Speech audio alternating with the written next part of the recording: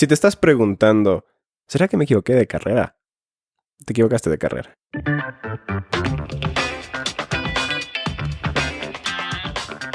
Soy Jimmy Sarango, tengo 32 años, soy ecuatoriano, he tenido la oportunidad de vivir en Argentina y en mi país natal, y una de las cosas que más me llama la atención es mirar el temor que tiene la gente a llegar al tercer piso. Y yo soy Samuel Melo, tengo 27 años, soy nacido en Finlandia, he vivido en Ecuador, y a veces como finlandés pienso que quizás los ecuatorianos y la cultura latina ¿comienza su vida adulta demasiado tarde? ¿O será que los finlandeses comienzan demasiado temprano? Este podcast se trata de desmitificar la llegada al tercer piso. Queremos darte la mayor cantidad de información posible para que puedas construir un panorama real de lo que te espera. Bienvenidos al Club de los 30. Un podcast desde el tercer piso.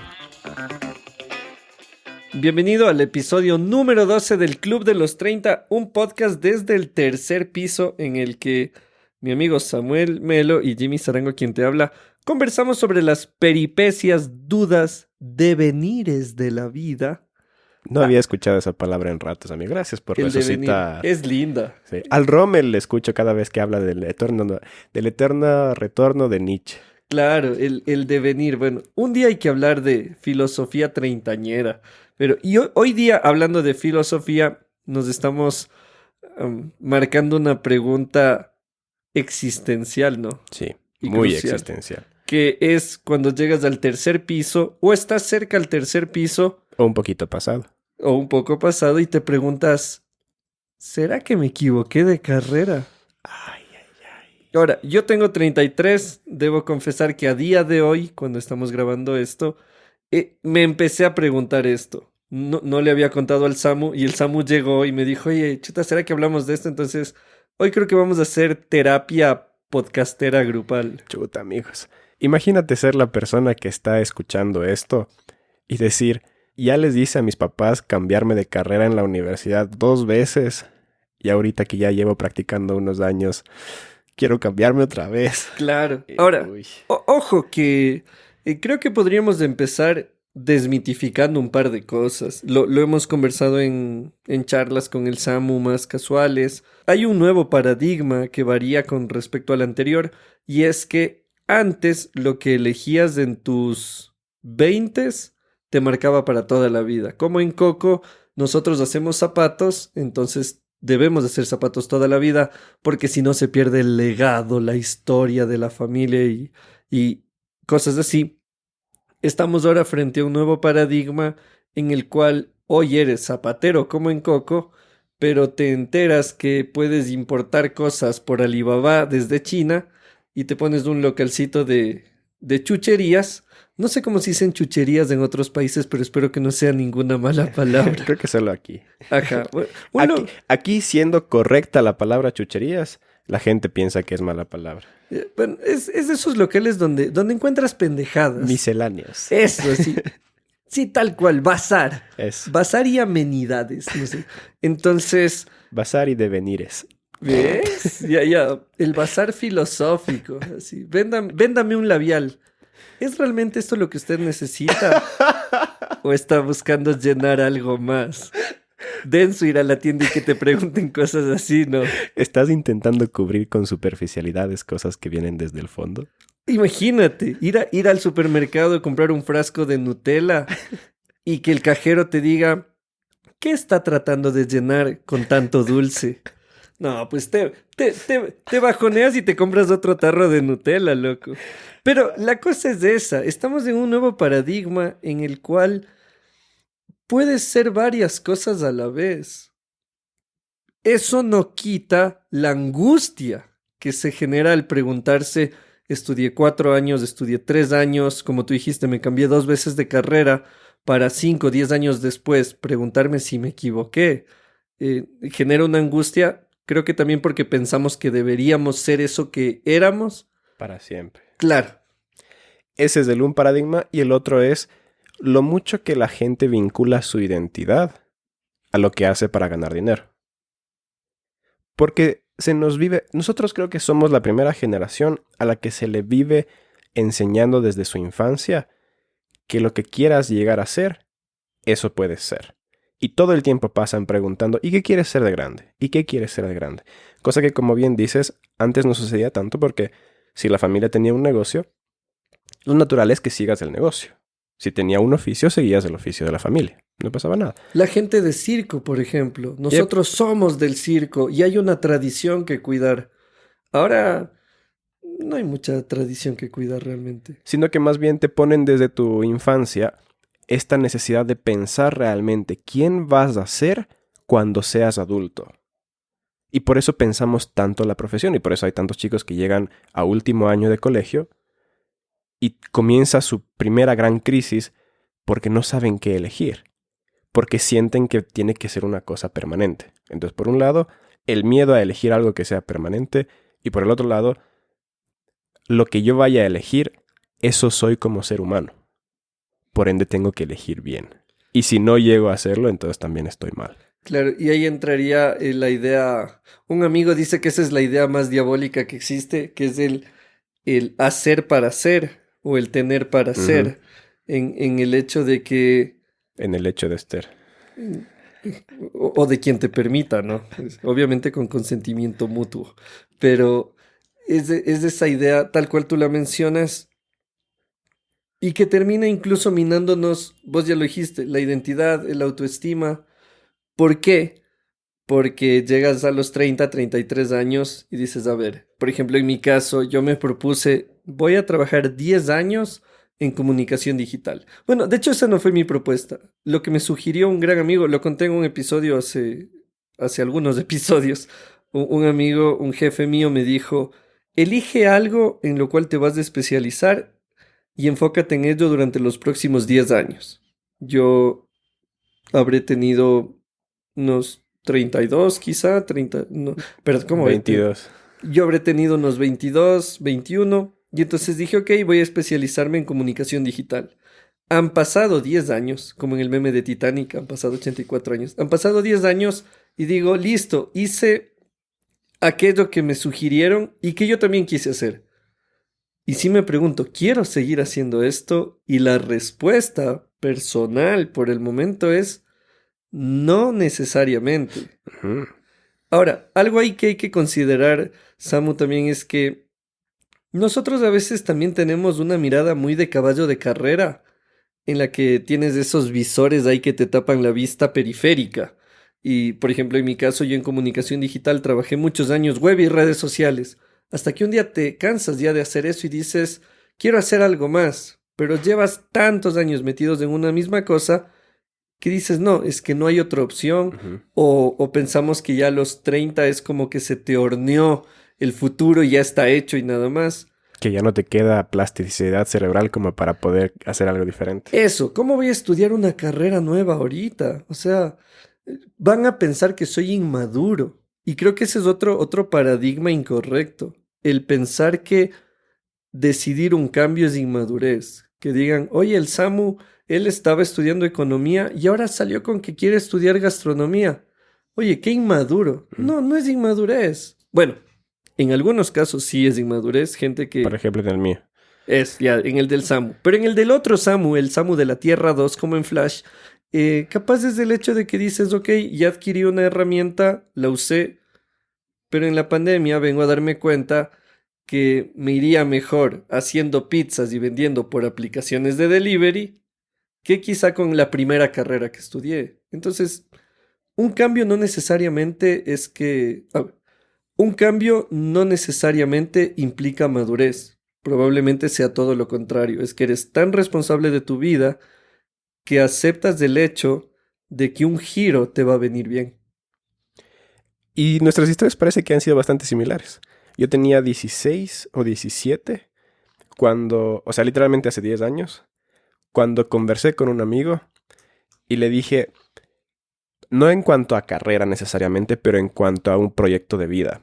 Le dije, nosotros, a nosotros nos encanta el tema de la conversación entre el ateísmo y la religión. ¿Qué tan factible es la existencia de Dios? ¿Cómo eso calza con los saberes científicos, etcétera? Nos encanta eso y conversamos de eso todo el tiempo. Creo que deberíamos hacernos expertos en esto. Deberíamos dedicarnos a esto los siguientes 10 años. Eso le dije. Para que cuando tengamos 26, 27, seamos realmente buenos en eso. Porque ahorita nos encanta, pero no necesariamente tenemos experticia. Deberíamos dedicarnos 10 años bien puestos para poder salir del otro lado y decir, bueno, ok, ya cachamos del asunto. Y se cumplen esos 10 años justo ahora.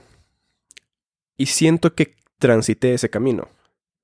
Transité bien el camino de leer mucha filosofía, de leer a muchos teólogos, de leer a muchos escépticos, a cuestionadores de la fe. Y por eso es que ya no me siento novato en el asunto. Siento que no hay ámbito en esa conversación que no haya al menos rozado o conocer varias posturas al respecto. Y obviamente eso ha ido de par con lo que yo he hecho para trabajar, que es justamente el servicio en la iglesia. Y ahora voy pensando bien qué es lo que se viene en la siguiente época, porque siento que maduré esa parte de mi vida. Y para gente como tú y yo, Jimmy querido, no necesariamente nos aburrimos demasiado rápido, pero sí nos encanta aprender cosas nuevas, y las cosas que ya las tenemos dominadas se vuelven un poco sencillas y ya no necesariamente, por más que sea beneficioso para ti, para mí, para los demás, económicamente, lo que sea, no necesariamente es lo que queremos seguir haciendo porque tenemos este deseo de seguir expandiéndonos. Y ahí viene el aspecto de la madurez que estabas mencionando. Podría parecer inmaduro cambiar de rumbo, pero yo te pongo una contrapropuesta. Es inmaduro aprender nuevas cosas y conservar tus decisiones antiguas. Si es que tú tomaste decisiones siendo adolescente y luego has tenido 10 años de aprendizajes, el hecho de que no tengas la capacidad de desvincularte de tu yo adolescente, que obviamente va a ser mucho más limitada su capacidad de tomar decisiones, entonces significa que no estás madurando a ser un adulto que tiene la capacidad de tomar cada vez mejores decisiones. Porque tienes un vínculo emocional a tu yo del pasado y a las decisiones de tu yo del pasado. Hay muchos adolescentes que dicen, yo quiero hacerme médico porque quiero salvar la vida de las personas. Pero una vez que has ejercido la medicina 5 o 8 años, quizás te das cuenta de que salvar la vida de las personas es el 0.5% del trabajo que haces. El resto es medicina general. Podría ser, o como le pasa a algunos de mis amigos, se dan cuenta que el 50% del trabajo es papeleo administrativo. Y tú dices, bueno, yo no tomé la decisión de ser médico para dedicarme a hacer papeles, a estar llenando formas para el Ministerio de Salud Pública. Y dices, esto no es lo que quiero pasar haciendo con mis días. Entonces sería tonto que tu yo adulto, que conoce mejor la realidad práctica de qué significa, entre otras cosas, ser médico, por ejemplo, se convierta en un esclavo del yo adolescente que toma la decisión de ser médico por una idea muy incompleta de lo que realmente es ser médico. De la misma forma, hay gente que decide ser abogado porque quiere salvar a todos los pobres que no tienen acceso a ese tipo de servicios. Hay gente que quiere hacerse ecologista porque quiere salvar el Amazonas. Hay gente que quiere dedicarse al arte y tantas otras cosas que, siendo adolescente, seamos honestos, no sabemos lo que significa la práctica ninguna de esas cosas. Queremos dedicarnos a la política sin saber cómo funciona la maquinaria política, en especial en países como los nuestros que son extremadamente mafiosos, directamente hablando. Creyendo que es llegar a la Asamblea Nacional o al Senado y dices, hola pueblo, en nuestro caso pueblo ecuatoriano, he traído la propuesta que va a erradicar la corrupción, y como que todos van a decir, wow, sí, somos a veces muy ilusos. Sí, y cuando somos adultos, perdemos esa parte ingenua de nosotros porque conocemos de adentro ya cómo funcionan las cosas. Y por eso voy a hacer una paráfrasis de Kierkegaard. Si es que elegiste una carrera, cualquiera que ésta sea, probablemente te equivocaste. Y no te equivocaste porque la carrera como tal sea mala. en comparación con todas las demás carreras, sino que te equivocaste porque tus expectativas fueron muy diferentes. Y ahí creo que va la primera pregunta para cada uno de nosotros que consideramos un recambio en la carrera. ¿Será que me equivoqué de carrera? ¿O será que tenía malas expectativas conforme a la carrera que tengo? Claro, ahí mismo yo te sumaría el hecho de que probablemente no te equivocaste de carrera. Lo que te equivocaste es de perspectiva en la vida. Conectando con lo del inicio y conectando con lo que tú acabas de decir. En lugar de mirar nuestra preparación universitaria como una herramienta más de muchas, que ya lo conversamos en un episodio anterior también, lo empezamos a ver como la meta, el propósito de la vida. Vos lo asociaste hace un rato con el autoestima, con el amor propio. Si no soy médico, no soy nada. Claro, o sea, nuestro título en especial en Ecuador se convierte en parte de nuestro nombre. No, Abogado Jiménez. De hecho, en Doctor Rodríguez. Latinoamérica, hablando en general, de paso, un abrazo inmenso a la gente que nos escucha en Colombia, en Venezuela, en Perú, en Chile, en Bolivia, en Argentina. En Argentina son menos complicados con este tema, son más sueltos. Pero de ahí alrededor, el barrio latinoamericano, por decir así, dígame doctor. Tuve un profesor que le decías listen. No, no, no, no. Ingeniero. Porque no en vano estudié 5 años. Claro, tremendo estudiar un año más que 4. Imagínate, terrible, claro. Entonces, ahí es donde nos damos cuenta varias cosas. Una fue la que vos mencionaste ya una primera pregunta, que es el tema de cuáles eran esas expectativas que tenías que ahora te están haciendo considerar que te equivocaste. Hay, en cuanto a lo que yo menciono de que quizá no te equivocaste de carrera, porque hay gente que sí se equivocó de carrera. Sí. Entonces, quiero dejar claro eso, pero no estamos hablando hoy día para los que sí se equivocaron. Hay gente que sí se equivocó y sabe que se equivocó. O sea, hay que ser muy ingenuo para saber que... Seguir dándose de acoses contra la pared. Claro, no. Vos sabes que te equivocaste y que estudiaste eso porque tus papás te obligaron y odias cada día que tienes Desde que el trabajar día que en pisaste la universidad hasta que pisaste al trabajo por primera vez. Exacto, el día que le fuiste y el día que fuiste donde tu mamá toma el título, yo no quería este título, ya. O sea, en el caso de ustedes, otro día hablamos de ese tema. Hoy estamos hablando para los que iniciaron con ese entusiasmo. Luego creo que no sé, luego sí parece, luego mejor no, o al revés, empezaste sin mucho entusiasmo, luego ya te alegraste, ya le viste futuro, empiezas a facturar, empieza a llegar dinero y dices, atiné, deja de llegar dinero y dices, fracasé. Y ahí viene otro de esas crisis existenciales donde yo digo que incluso podría parecer mejor que tus papás te obliguen a estudiar algo que detestas y saber que lo odiabas, ejercerlo 2 años, saber que lo odias y luego estar muy seguro de que cualquier cosa que elijas después de eso es mucho más apegado a lo que realmente quieres, a lo que realmente tu corazón anhela. Y luego siempre tendrás como punto de referencia que lo otro que hiciste es mucho peor. Entonces eso sirve más que cuando tienes total libertad de elegir lo que quieres y con tus deseos tomaste tu carrera, comenzaste a trabajarlo y luego poco a poco se te va acabando el combustible. Eso debe ser mucho más difícil de lidiar emocionalmente porque como sea, si uno nace esclavo, siempre tiene derecho de echarle la culpa a los amos. Pero cuando eres libre, el único que es responsable de su miseria es uno mismo. Ay. Ya, con eso está de ir a ver el frasco de Nutella que mencioné hace un rato. Sí, unas empanaditas bien cargadas de queso. Claro. Ahora, retomando la idea perspectiva. Por si acaso, Nutella, si quieres auspiciarnos, aquí estamos para todas esas crisis de los de tercer piso. Eso, para todas las empresas que proveen de esos productos que el Samu y yo consumimos cuando nos bajoneamos, está abierto el espacio para decir... Sí. Bueno, no sé, después me invento alguna frase con marcas, pero algo que veo en tu historia y en la mía, y que creo que es una recomendación clave, es la de mirar la vida por etapas más que por méritos y metas.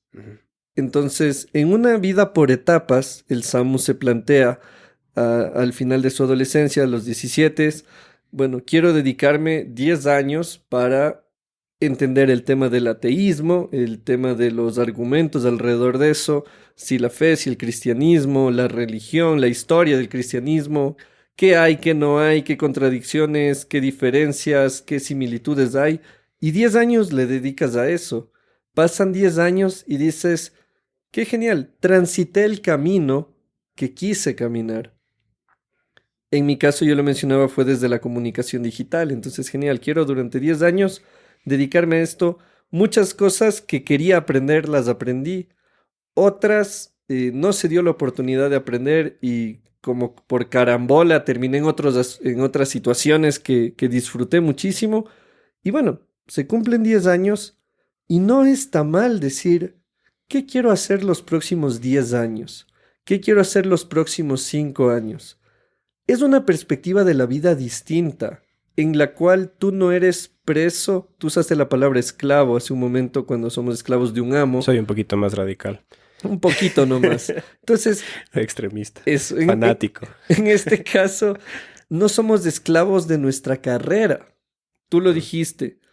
El joven adulto tiene que liberarse de la esclavitud del yo adolescente. Al volvernos adultos, tenemos que seguir liberándonos de esas cosas que no necesariamente son malas, pero pueden terminar apresándonos. Y ahí es donde entran todas esas historias que nos gustan. La del coronel Sanders que fundó KFC, y uno dice, ¿cómo alguien a sus 50 creó una marca de pollo tan importante? Bueno, porque eligió que su vida podía tener un giro. Miramos a Steve Jobs, miramos a Elon Musk, miramos a todas estas personas y decimos, ¿cómo ellos cambiaron el status quo, cambiaron el paradigma, el estado del arte frente a tales cosas? Bueno, porque un día se atrevieron a dar un giro en su vida, porque no vieron su vida como me gradué de abogado, debo morir abogado, sino nací persona, la abogacía es una herramienta de mi vida.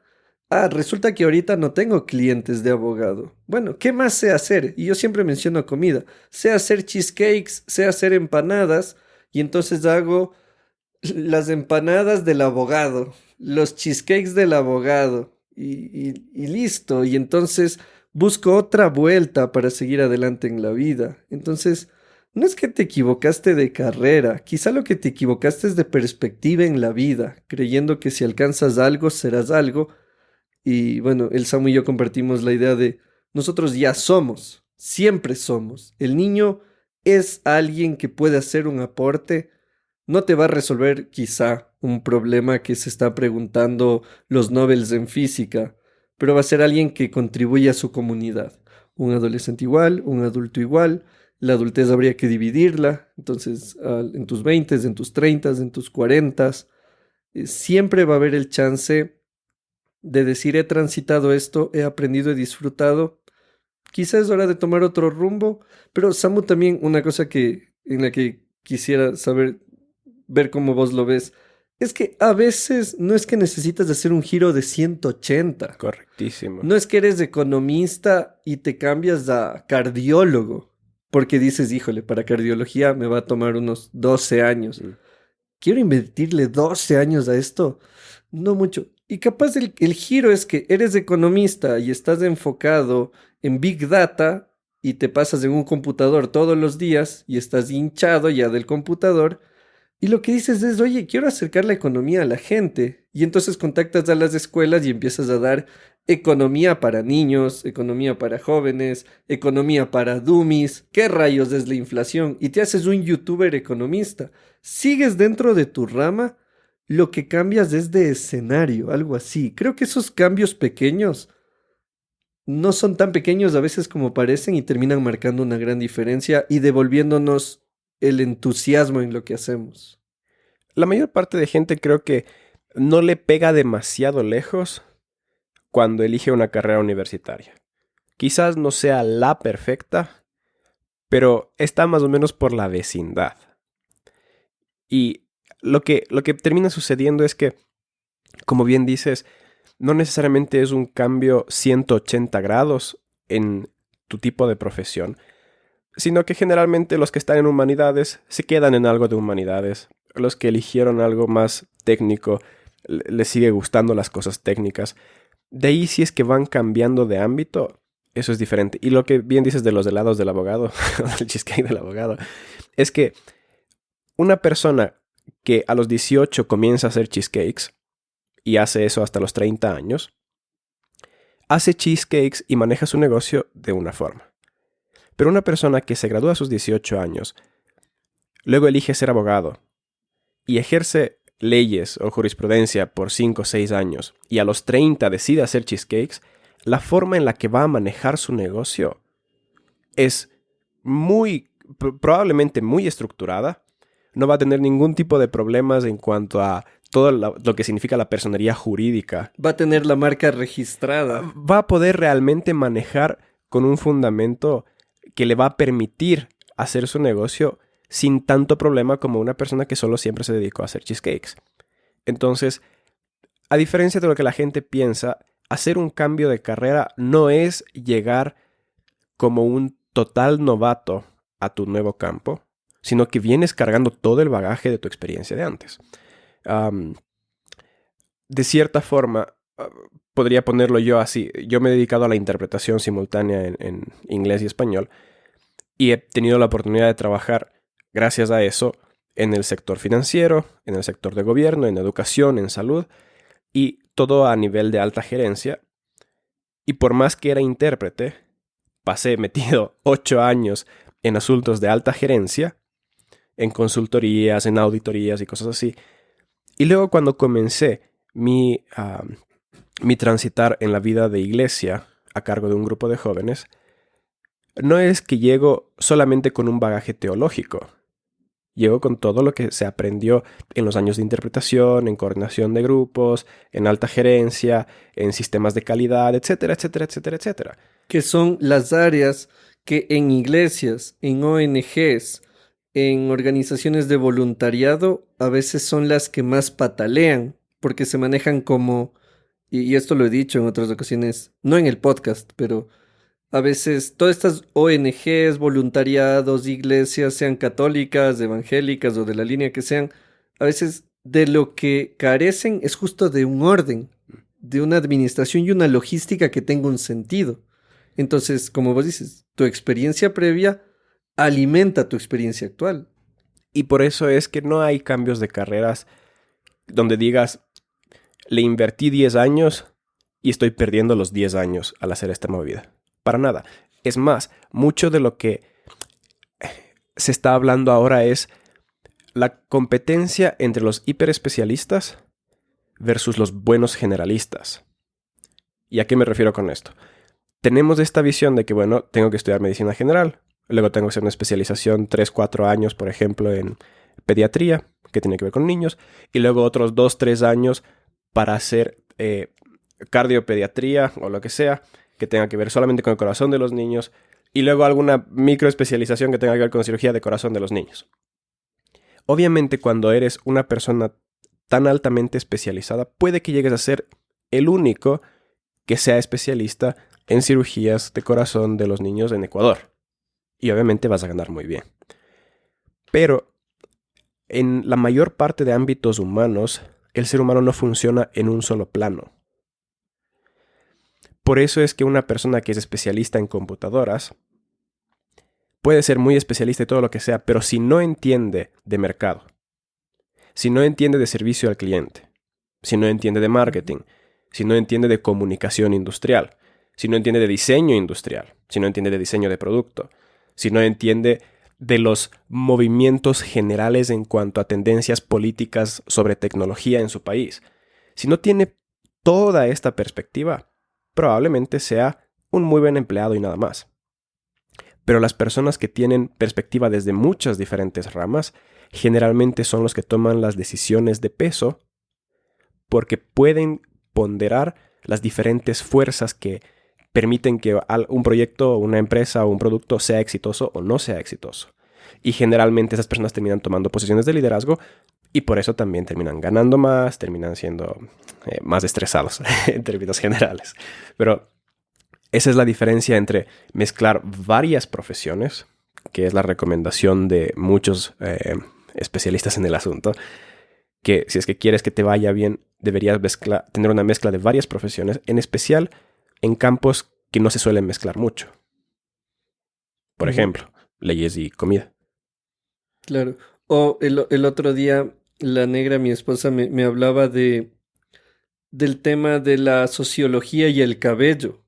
Claro. Y yo decía, qué raro, ¿por qué? Y ella me contaba, me decía, la población afro, cuando llega a las ciudades, entendiendo realidades como la ecuatoriana o la colombiana, en la que las poblaciones afro están en lugares más focalizados, digamos, más alejados de las grandes urbes, cuando llegan a la ciudad para ser aceptadas las mujeres, se dan cuenta que, claro, su cabello frondoso, ese cabellazo que tienen, y me encanta, es como que un estorbo. Hay que adaptarse a la cultura y entonces se empiezan a alisar.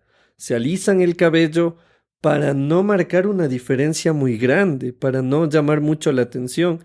Y la negra me contaba que desde la sociología se está abordando eso, la representación o el valor simbólico que tiene el cabello para una cultura, para una sociedad, como la afroecuatoriana, la afrocolombiana, como le quieran llamar, porque es un tema, ¿no? Dices afro, no, no somos afros, somos negros. Entonces dices los negros, no, no somos negros, somos afros. Entonces, con afro me quedo yo. Entonces, uno dice, ¿en qué se conectaba estudiar sociología con trabajar con mujeres y hablar de cabello? Bueno, ahí se conecta. Gastronomía y filosofía. Con el Samu podríamos meterle Oye.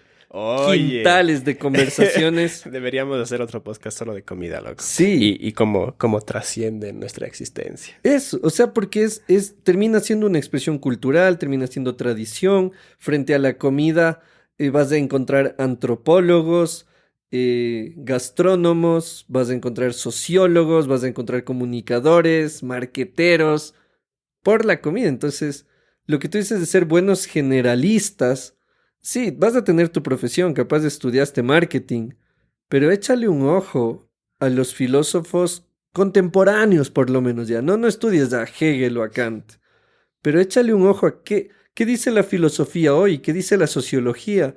Me enteré hace unos años de la antropología digital. ¿Qué están diciendo? Uno dice, no tiene nada que ver conmigo, hasta que les escuchas y dices, o tiene algo que ver conmigo o tiene mucho que ver conmigo.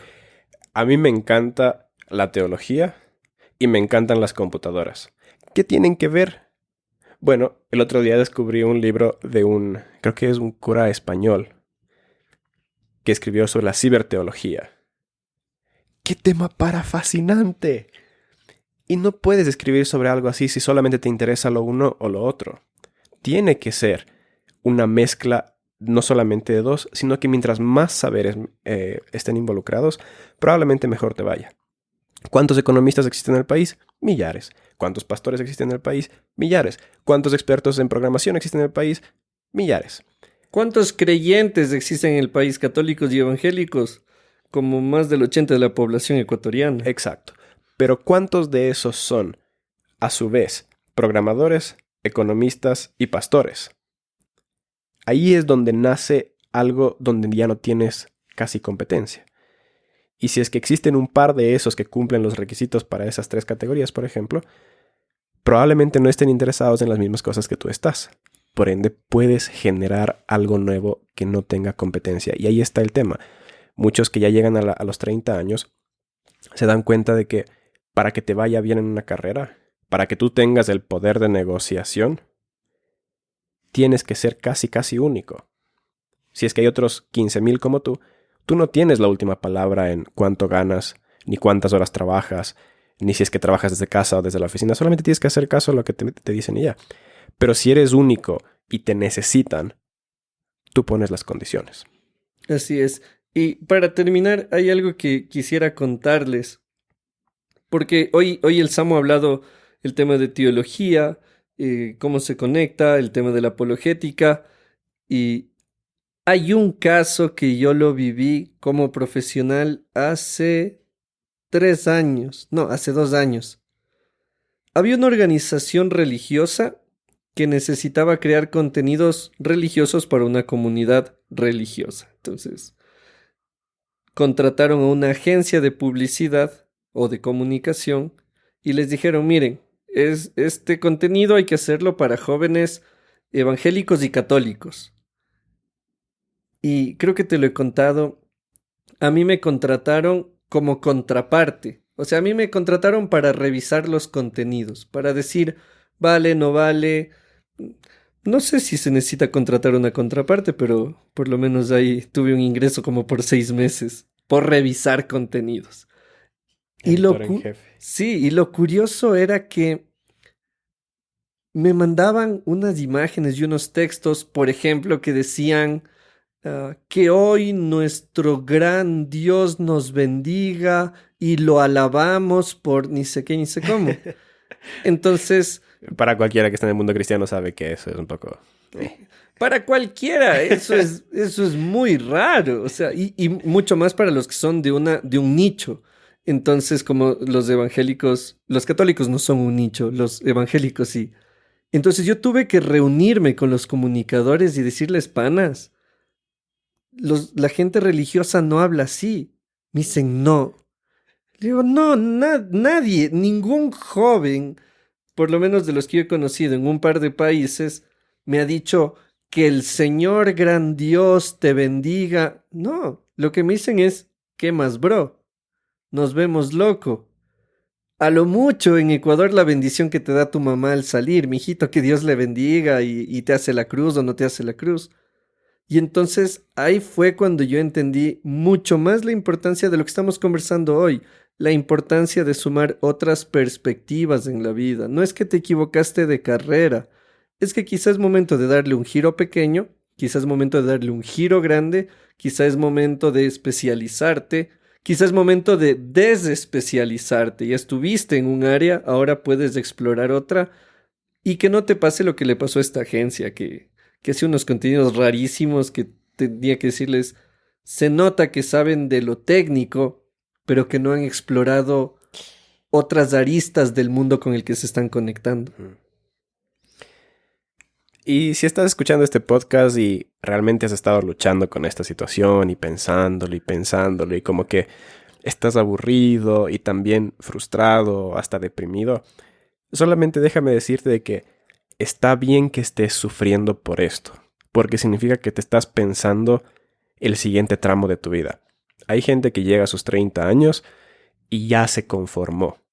Dijo, ya tengo lo que necesito, ya estoy donde quiero, y no tienen ningún sentimiento que les esté empujando por dentro a seguir creciendo.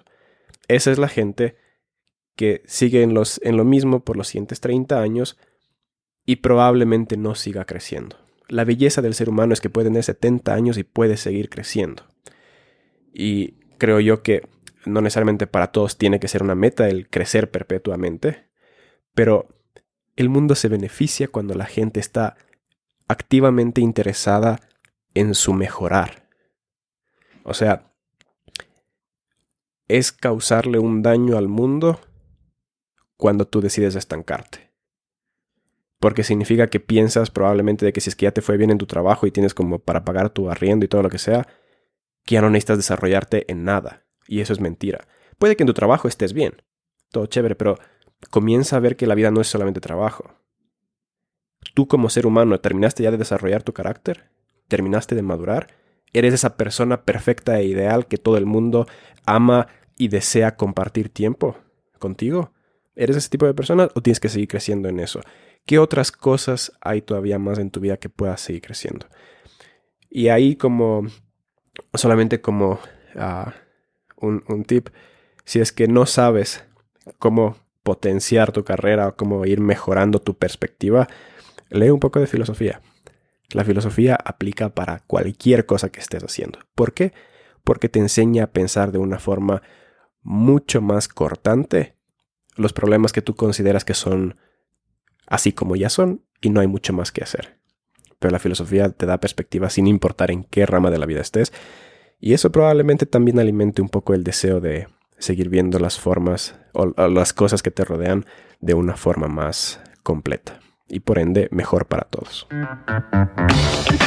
Nos vemos en el próximo episodio del Club de los 30. Un podcast desde el tercer piso.